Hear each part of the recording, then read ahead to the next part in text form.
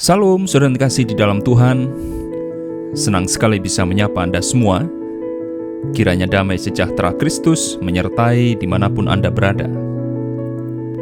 Bagi yang baru pertama kali berkunjung di channel ini, saya ucapkan selamat datang di channel Hikmat Guru Agung, kumpulan renungan dan refleksi iman Kristen bersama saya, Yusuf Rona. Masih berkaitan dengan Natal, hari ini saya ingin mengajak kita membaca firman Tuhan yang terdapat dalam kitab Yesaya, pasal 7 ayat 14. Sebab itu, Tuhan sendirilah yang akan memberikan kepadamu suatu pertanda. Sesungguhnya, seorang perempuan muda mengandung dan akan melahirkan seorang anak laki-laki, dan ia akan menamakan dia Immanuel.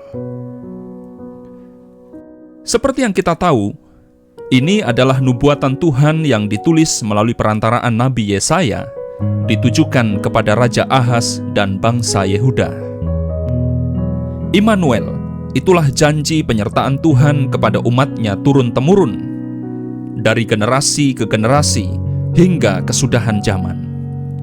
Janji itu bahkan diungkapkan kembali oleh Nabi Yesaya pada pasal 9. Nah saudara, nubuatan tentang Immanuel pertama kali ditulis oleh Nabi Yesaya pada tahun 734 sebelum Masehi, tahun setelah kerajaan Asyur atau saat ini disebut Asiria, baru saja mengalahkan Syria atau Damsyik Utara. Selain mengalahkan Syria, Asyur juga mengancam dan berusaha menyerbu kerajaan utara Israel Samaria. Pada saat nubuatan ini ditulis, kerajaan Israel ternyata telah terbagi menjadi dua. Kerajaan Yehuda di selatan dan kerajaan Israel di bagian utara. Namun pemisahan kerajaan itu nampaknya masih menyimpan kebencian, sehingga tidak heran berjalannya waktu mereka berusaha saling menjatuhkan. Mendengar kekalahan Syria membuat Raja Ahaz dan bangsa Yehuda menjadi sangat takut. Mereka takut Asyur tidak hanya menyerang Syria, tapi juga menyerang kerajaan Yehuda. Namun sekali lagi, Tuhan mengasihi bangsa Yehuda dan berjanji akan melindungi kerajaan itu. Melalui perantaraan Yesaya, Tuhan menyatakan kasih dan pemeliharaannya. Lahirnya Sang Raja Damai atau yang disebut Yesus menjadi bukti bahwa Tuhan adalah Immanuel. Ia akan dan selalu menyertai umatnya. Tapi siapa sangka, Raja Ahaz ternyata menolak pertolongan Tuhan. Dia lebih memilih kompromi dengan Asyur dan memusuhi Israel. Ahaz memilih percaya pada kekuatan manusia dibandingkan kekuatan Tuhan. Akibat dari ketidaktaatan itu, hidup Ahaz dan bangsa Yehuda menderita. Berbagai bencana datang menimpa mereka, sehingga firman Tuhan berkata, Tuhan akan mendatangkan atasmu dan atas rakyatmu dan atas kaum keluargamu hari-hari seperti yang belum pernah datang sejak Efraim menjauhkan diri dari Yehuda, yakni Raja Asyur. Syukurlah masa penantian itu akhirnya tiba. 700 tahun kemudian, janji Tuhan tentang lahirnya Sang Raja Damai akhirnya digenapi melalui rahim seorang perawan bernama Maria. Dialah Immanuel, Tuhan yang hadir di tengah-tengah manusia, maka tepatlah seperti yang difirmankan Tuhan.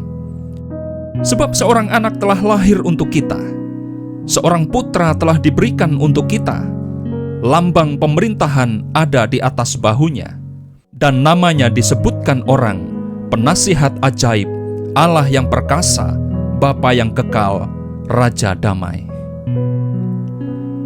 Saudara kasih dalam Tuhan, menjalani hidup ini memang tidak mudah.